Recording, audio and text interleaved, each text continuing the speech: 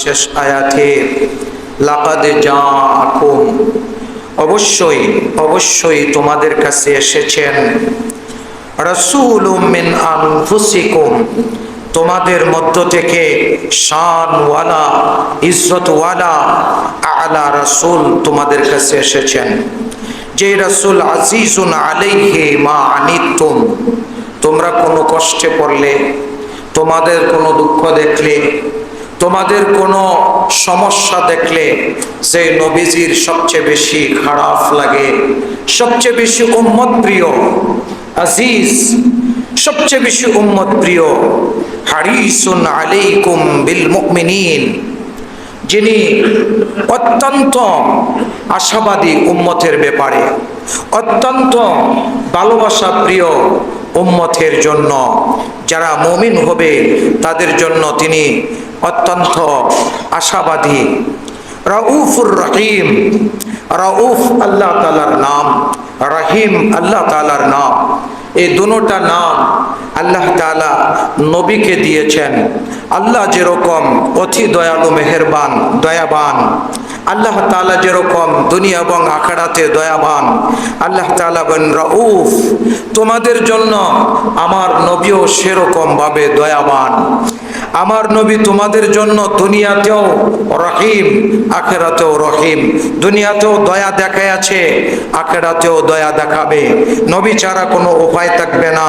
কবরের মধ্যে যাইলেই, কবরে যখন উম্মত কারো কোনো সাহায্য পাবে না, কবরে যখন উম্মত কোনো আশ্রয় খুঁজে পাবে না, কাউকেই কাছে পাবে না, তখন কবরের মধ্যে সাহায্যের জন্য উম্মতকে কবরের মধ্যে রউফ হওয়ার জন্য, রহিম হওয়ার জন্য, দয়া দেখানোর জন্য, মায়া দেখানোর জন্য, ভালোবাসা দেখানোর জন্য কবরে আইসা তোমার নবী তোমার কাছে হাজির হয়ে যাবে। সুবহানাল্লাহ। আল্লাহ তাআলা বলেন, আমার বন্ধুকে যখন জমিনে পাঠাইলাম, তো আমার বন্ধু সর্বপ্রথম জমিনের মধ্যে আইসা আমি আল্লাহ তাআলার সাফাই বয়ান করেছে। হযরতে মারিয়াম আলাইহিস সালাতু ওয়াস সালামের জন্য ঈসা আলাইহিস সালাতু ওয়াস সালাম মার পবিত্রতা বর্ণনা করে একজন মাকে পবিত্র করে দিলেন সমাজের কাছে। আর আমাদের নবী জমিনের মধ্যে আইসা সমস্ত মুশরিকদেরকে, সমস্ত বেঈমান কাফেরদেরকে জানায় দিলেন, সর্বপ্রথম আমার নবী জমিনের মধ্যে বাম থেকে কোরাট হয়ে সেজদায় পড়ে গেলেন।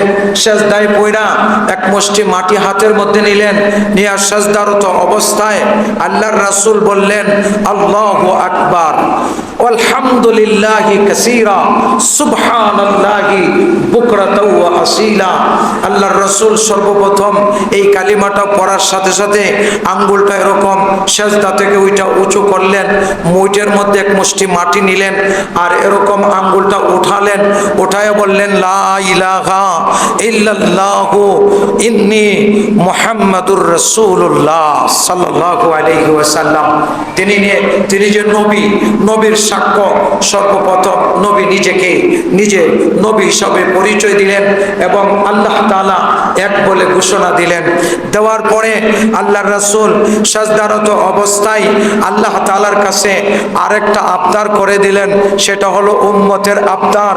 আল্লাহর রাসূল জমিনের মধ্যে আইসাই প্রথম আল্লাহ তাআলার পবিত্রতা ঘোষণা দেওয়ার সাথে সাথেই উম্মতের জন্য আল্লাহর রাসূল কেঁদে দিলেন, রব্বি হাবলি উম্মতি বইলা আল্লাহ তাআলার কাছে দরখাস্ত বসায় দিয়েছেন। সুবহানাল্লাহ।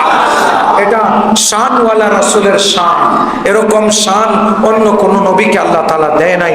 কারণ আমার নবী জমিনের মধ্যে আইসাই প্রথমে উম্মতের দরদ দেখালেন। এরকম উম্মতের দরদ কোন নবী দেখান নাই যেরকম ভাবে আমাদের নবী দেখিয়েছেন। সাজদায়ে মাবুদ রাকার হক সে আরজু কি রব্বি হাবলি উম্মতি, রব্বি হাবলি উম্মতি। আল্লাহ তাআলার রাসূল সাজদার মধ্যে মাথা রাইখে বললেন, সাজদায়ে মাবুদ রাকার হক সে আরজু কি, হক আল্লাহ তাআলার কাছে আরজু করলেন, রব্বি হাবলি উম্মতি, রব্বি হাবলি উম্মতি। হে আমার প্রতিপালক, আমার উম্মতকে বখশায়া দেন, আমার উম্মতকে মাফ করে দেন। সুবহানাল্লাহ। এবার আমি না বলেন, আমার মুহাম্মাদের হাতের মধ্যে এক মুষ্টি মাটি দেখলাম, মাটিটা তারপরে ছেড়ে দিল। মুআররিখিন মুফাসসিরিনে কেরাম তাফসিরাতের কিতাবের মধ্যে এনেছেন, আল্লামা হালবি রহমতুল্লাহি আলাইহি ওনার হালবিয়ার মধ্যে এনেছেন প্রথম খণ্ডের মধ্যে, যে আল্লাহর রাসূল এক মুষ্টি মাটি কেন নিলেন, হাতের মধ্যে কালিমার ঘোষণা দিলেন, এক মুষ্টি মাটি কেন নিলেন?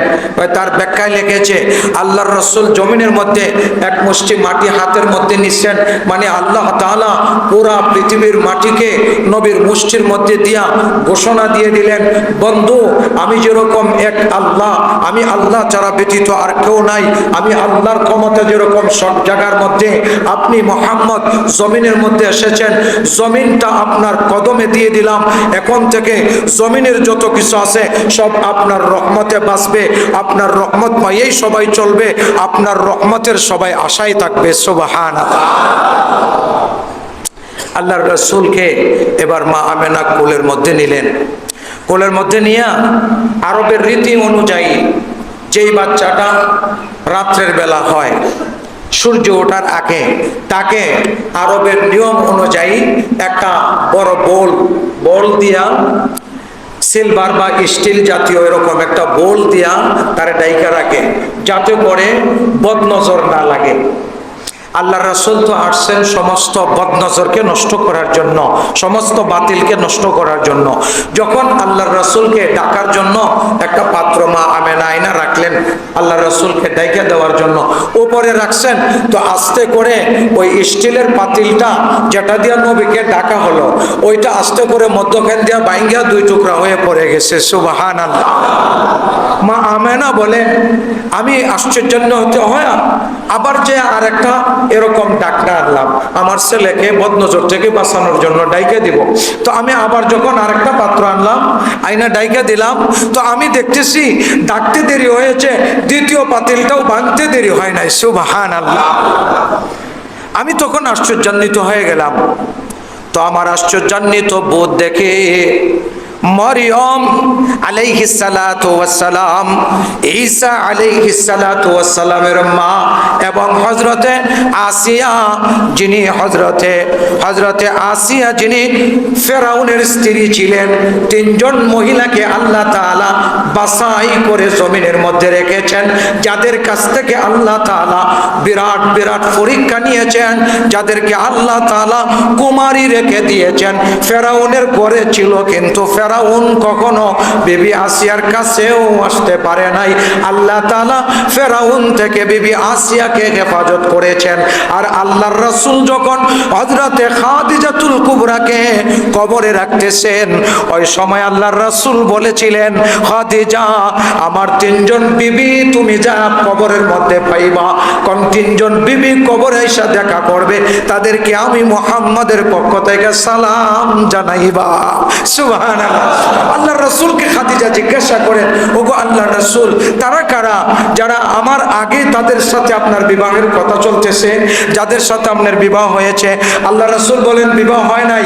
আল্লাহ তাআলা বিবাহ দেওয়ার জন্য, আল্লাহ আমার বিবাহ বন্ধনে তিনজনকে দেওয়ার জন্য আল্লাহ নিজে বরযাত্রী হইয়া জিবরাইলের মাধ্যস্থতায় আমার জন্য অপেক্ষা আছেন। সুবহানাল্লাহ। ওই তিনজন হলেন, একজন হলেন মরিয়ম আলাইহিস সালাতু ওয়াস সালাম, আরেকজন হলেন বিবি আসিয়া, আরেকজন হযরত মুসা আলাইহিস সালামের বোন কুলসুম রাদিয়াল্লাহু তাআলা আনহা।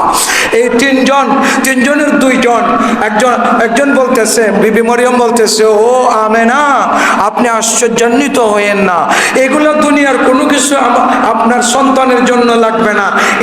যিনি আসছে তো আপনার কাছে, ইনি তো নিজেই শানওয়ালা রাসূল আপনার কাছে আসছে, রাসূলের এগুলা কিছুই লাগবে না।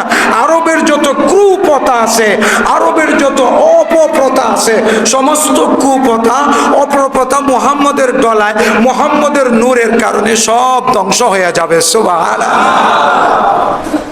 এবার কিছুক্ষণ পরে সূর্য উদিত হয়ে গেল।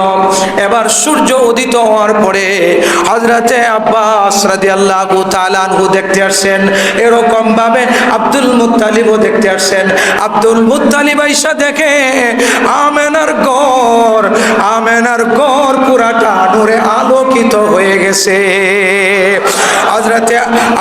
হযরতে আব্দুল মুত্তালিব জিজ্ঞাসা করে, আমেনা, ঘরের মধ্যে তো বাতিও নাই, তেলও নাই, কি বাতি জ্বালাইলা? তোমার ঘর তো আলোকিত হয়ে গেছে।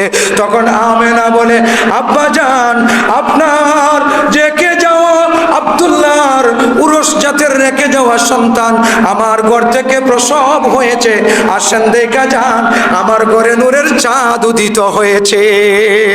সুবহানাল্লাহ।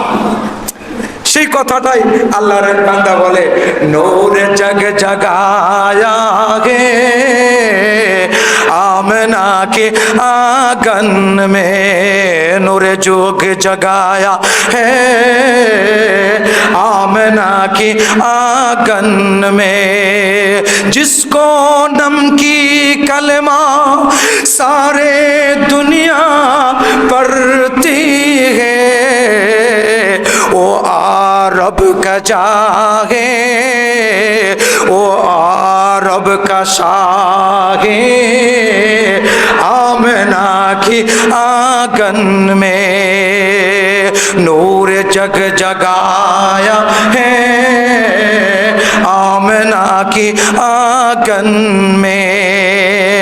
আমেনার ঘর শুধু আলোকিত নয়, সেই নূরের নূরানিতে পুরা পৃথিবী আলোকিত হবে, এটাই আল্লাহ তাআলার মনসা।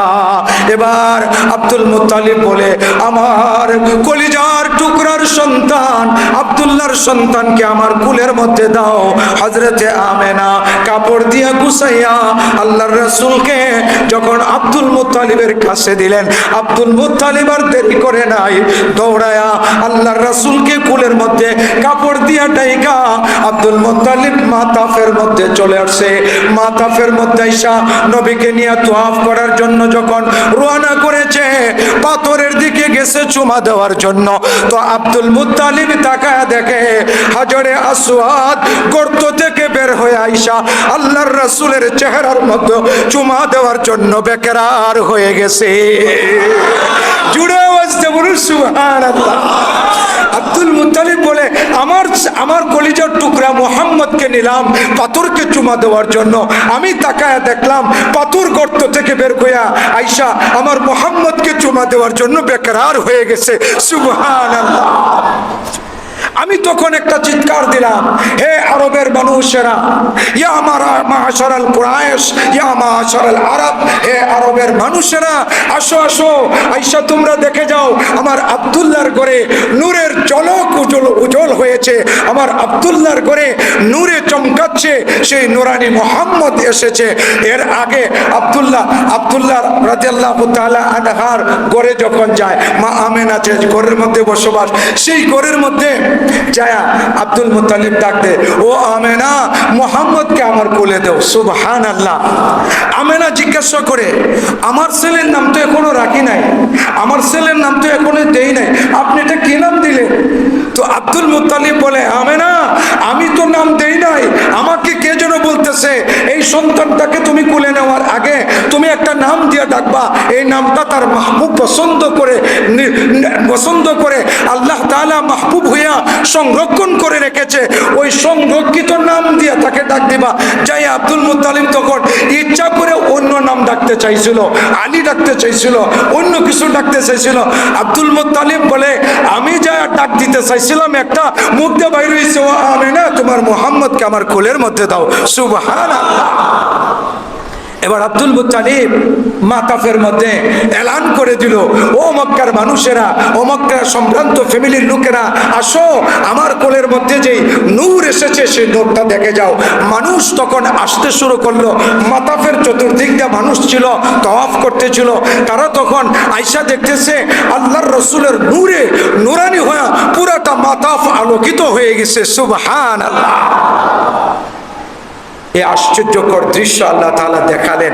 এবার তওয়াফ করে না আব্দুল মুত্তালিব বলে, আমেনা কাউকে দেখতে দিব না, রাখো, তুমি লুকায় রাখো। তো আমেনা কুলের মধ্যে নিলেন, নিয়া একটা ইয়ার ভিতরে, আমাদের দেশে তো দোলনার মধ্যে রাখে, আরবের মধ্যে এরকম স্টিলের পাতিল বানায়া ওগুলোর মধ্যে দোলনার মতো বানায় রাখতো। আল্লাহ রাসূলকে ওখানে রাখছে। রাখার পরে কিছুক্ষণ পরে সূর্য উদিত হয়েছে, সূর্য আলোকিত হয়ে গেছে। ওয়াদ-দুহা ওয়াল-লাইলি ইযা সাজা, আল্লাহ তাআলা নবীর শানে তারিফ করতে যে এক সূরা নাজিল করেছেন ওয়াদ-দুহা। আল্লাহ রাসূলকে এভাবে একজন একজন করে আয়েশা দেখতেছে। মক্কার মধ্যে যে ইহুদিরা বসবাস করত, ইহুদিরা আল্লাহ রাসূলের বিরোধী কেন? কারণ ইহুদিরা হযরত ইসমাঈল আলাইহিস সালাতু ওয়াস সালামের বংশে একটা মাত্র নবী আসবে, আর ইসহাকের বংশে অসংখ্য অগণিত নবী আসবে। সমস্ত নবীদের নবুয়ত, সমস্ত নবীদের দাওয়াত, সমস্ত নবীদের ঈমান, সমস্ত নবীদের কালিমা সমস্ত মানুষের কাছ থেকে আল্লাহ তাআলা ওয়াদা নিয়েছেন। আল্লাহ তাআলা সমস্ত নবীদের কাছ থেকে ওয়াদা নিয়েছেন, আমার বন্ধু যখন উদিত হবে, আমার বন্ধু যখন তোমাদের কাছে আসবে, তখন তোমাদের নবুয়তি চলবে না। তোমরা নবীরা যদি আমার বন্ধুকে পেয়ে যাও, নবুয়তি ছেড়ে দেয়া আমার বন্ধুর উম্মত হওয়া লাগবে। আর যদি তোমাদের জামানার মধ্যে আমার বন্ধু না আসে, আর এরপরে আসে, তো তোমাদের সমস্ত বাতিল ধর্মগুলা, সমস্ত ধর্মগুলা রহিত হয়ে যাবে, তাদের কার্যক্রম শেষ হয়ে যাবে, সমস্ত বক্তাদের বক্তব্য শেষ হয়ে যাবে। এক বক্তার বক্তব্য চলবে, সেটা হবে আমার বন্ধু মুহাম্মাদুর রাসূলুল্লাহ সাল্লাল্লাহু আলাইহি ওয়াসাল্লাম। আল্লাহর রাসূল আসতেছেন, ইহুদিরা এই কারণে বিরোধী, আল্লাহর রাসূল যাতে জমিনের মধ্যে না আসতে পারে, তাদের বংশে নবী থাকবে, তাদের ক্ষমতাই চলবে, এই চিন্তায় ইহুদিরা নবীর বিরোধী। আল্লাহর রাসূল যখন মাতাফ করে চলে গেলেন, এবার মক্কার মধ্যে যে ইহুদিগুলা আছে, ইহুদিগুলা মধ্যে একজন আলেম ছিল, সে আলেম পণ্ডিতে দেখতেছে, তার বই টই মিলায়া গণনা করে দেখতেছে আল্লাহর রাসূল মক্কার উদিত হয়ে গেছে। তখন তারা এক জায়গার মধ্যে একত্রিত হয়ে নবীকে কি ক্ষতি করা যায়, কিভাবে কি করা যায় সেই চিন্তায় বিভোর হল। কিন্তু তাদের ক্ষমতা তখন কাজ করতেছে না, নবীর বিরোধিতা করবে। সুবহানাল্লাহ। তারা বৈঠকে সিদ্ধান্ত করলো, আমরা তো কিছু করতে পারতেছি না, তো চলো যাই মুহাম্মদকে এক নজর দেখে আসি, মুহাম্মদ কেমন। আমরা যে কিতাব দেখেছি সেই কিতাবের সাথে মিল আছে কিনা, একটু মুহাম্মদকে দেখে আসি। নবীকে দেখার জন্য এক আলেম পণ্ডিত এক জামাত নিয়ে আসে। আয়েশা বলতেছে, ও আমেনা, তোমার গর্ভে যিনি আজকে প্রসব হয়েছে তাকে একটু দেখতে দাও না। আব্দুল মুত্তালিবের মাধ্যমে বলার পরে আল্লাহ রাসূলকে দেখার জন্য ইহুদি পণ্ডিত নিছি। ইহুদি পণ্ডিত নিয়া আল্লাহ রাসূলকে ঘুরাইতেছে, এদিক সেদিক ঘুরাইতেছে, ঘোরা পিছনের দিক দিয়া আল্লাহ রাসূলের দিকে তাকায় দেখতেছে, এই জায়গার মধ্যে ছোট একটা ডিমের মতো আল্লাহ রাসূলের এই গর্দনার, দুই গর্দনের মধ্যখানে লা ইলাহা ইল্লাল্লাহু মুহাম্মাদুর রাসূলুল্লাহ, আল্লাহ তাআলা কুদরতিভাবে, আল্লাহ তাআলার কুদরতি নূর দিয়া মোহরে নবুয়তের শীল আল্লাহর রাসূলের এই জায়গার মধ্যে লেখা রেখেছেন। ওই ইহুদি পণ্ডিত এই অবস্থা দেখা আস্তে আস্তে করে কাঁপতে কাঁপতে পড়ে যেতেছে। আব্দুল মুত্তালিব তাড়াতাড়ি কোলে নিলেন, ওই ইহুদি আস্তে করে পড়ে যা সে অজ্ঞান হয়ে গেল, চিৎকার দিয়ে অজ্ঞান হয়ে গেল। অজ্ঞান অবস্থা কিছুক্ষণ পরে রইল। কয়েকজন ইহুদি বলতেছে, কি ব্যাপার, আমাদের নেতা অজ্ঞান হলো কেন? পানি টানি ডাইলে যখন জ্ঞান ফিরল, জ্ঞান ফেরার পরে জিজ্ঞাসা করতেছে, কয় আল্লাহে বিল্লাহি তাল্লাহি, আল্লাহর কসম, আল্লাহর অবশ্যই কসম করে বলতেছি, যার বয়ে আমরা ছিলাম, এই মুহূর্তে যে সন্তানকে কোলে নিয়েছিলাম সেই মানুষটা জমিনের মধ্যে এসেছে, আর এইটাই মুহাম্মদ, এটাই শেষ নবী, আমাদের সমস্ত নবীদের ধর্মের রহিতকারী, আমাদের সমস্ত কার্যক্রম, সমস্ত বাতিল বন্ধকারী এই মুহাম্মদেই কিছুদিন পরে নবী হবে। সুবহানাল্লাহ। ও আখিরি দাওয়ানা আলহামদুলিল্লাহি রাব্বিল আলামিন।